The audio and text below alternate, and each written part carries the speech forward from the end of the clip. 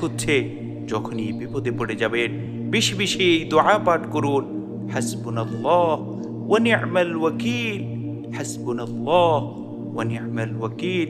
আল্লাহ আমার জন্য যথেষ্ট এবং তিনি উত্তম সাহায্যকারী। সুবহানাল্লাহ সুবহানাল্লাহি ওয়া বিহামদিহি সুবহানাল্লাহিল আযীম। নম্বর 2 হচ্ছে যখনই কঠিন বিপদে পড়ে যাবেন সাথে সাথে এই দোয়া বেশি বেশি পাঠ করুন, রব্বি আন্নী মাগলুবুন ফান্তাসির, রব্বি আন্নী মাগলুবুন ফান্তাসির।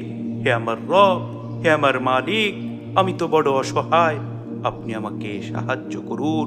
সুবহানাল্লাহ সুবহানাল্লাহি ওয়া বিহামদিহি সুবহানাল্লাহিল আযীম।